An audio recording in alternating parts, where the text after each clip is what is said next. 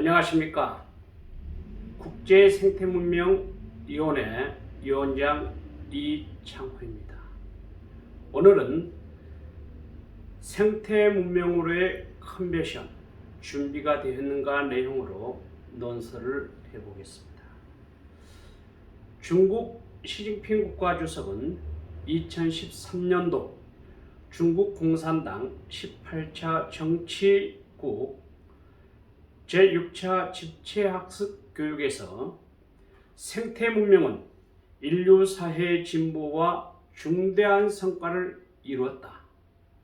인류는 원시문명, 농업문명, 산업문명을 거쳤다고 이야기했습니다. 생태문명은 산업문명의 1단 단계로 발전한 사물로 자연과 인간의 조화로운 발전을 이루는데 필요한 새로운 도구라고 이야기했습니다. 예컨대 역사를 살펴보면 생태가 흥하면 문명도 흥하고 생태가 쇠하면 문명도 쇠한다고 동서고금 이러한 사례를 이야기를 했습니다. 지금까지의 산업문명을 통해 인간은 기술 발전과 물질 성취를 이루었음에도 불구하고 근본적으로 잘못된 전제에서 다분히 이기적인 역사들을 완성해 왔습니다.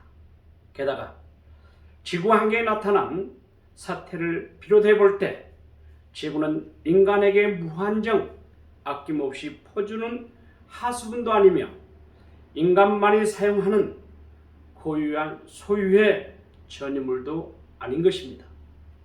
하지만 생태문명으로의 컨버션은 적정한 통제 기능과 조정의 역할을 감당해야 합니다. 생태문명이란 생태와 문명의 합성어로서 두 가지의 측면을 예측하고 있습니다. 생태는 생물의 자연계를 생활하고 있는 모습을, 즉 생명체와 환경 간의 상호관계의 상호 우존성을 뜻하고 있습니다. 또한 오로지 문명은 인류의 거룩한 물질적, 기술적, 사회적, 구조적 발전 그대로의 온시적 생활을 상대하면서 발전됐고 세련된 삶의 행태를 뜻하고 있습니다. 즉 문명은 인류가 자연적, 사회적 환경을 정복하고 변형시키는데 그 과정에서 획득한 정신적, 제도적, 물질적 속성이라고도 말할 수가 있겠습니다. 1984년 구소련 환경운동가가 모스크바 대학에서 과학공산주의 저널 제2호에서 성숙한 사회주의 조건에서 개인 생태 문명을 육성하는 방법이란 기사에서부터 생태 문명이라는 단어가 처음 시작되었던 것입니다. 여기에서 생태 문명에 대한 정확한 정의를 내리진 않았기 때문에 생태 문명의 생태적 지위, 문명의 정도, 생태 보호, 생태 한계 공학을 건설을 강조하는 데 이해하면 될 것 같습니다. 그렇다면 지금 40년이 지난 생태 문명의 대안적 미래를 어디서 찾을 수 있을까요? 그 질문에는 우리는 생태 문명의 전환을 요청을 다시금 소환해야 하는 것입니다.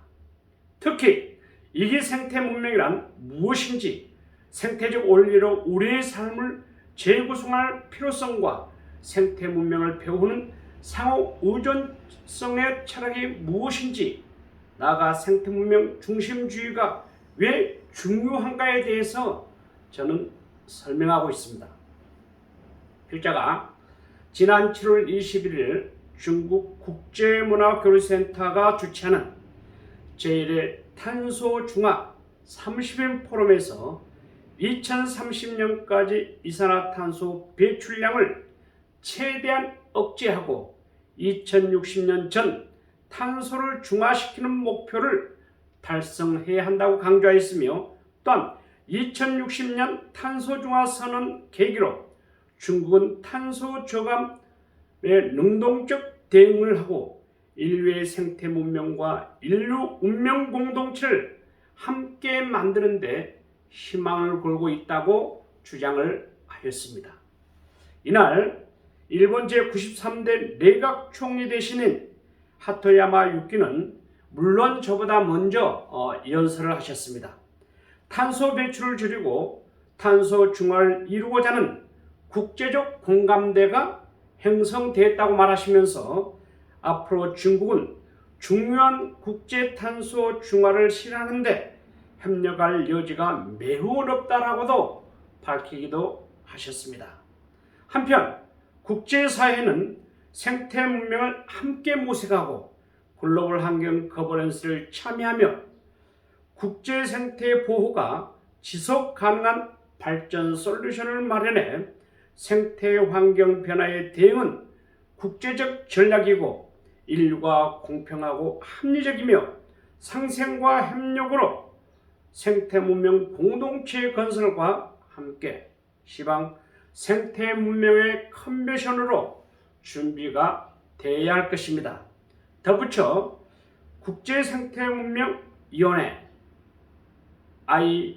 IECC는 국제적 시민의 상호 주권을 존중하고 생태, 문명, 정치, 경제, 사회, 문화, 체육, 예술, 환경 등 제분의 호상 생태 문명을 증진시킴으로써 국제 간의 설린호를 번영하고 더 나아가 세계 문명 기함으로써 그 목적이 설립되었음을 밝힙니다. 지금까지 국제생태문명위원회 저자이면서 탄소 중화 문화 대사이기도 합니다.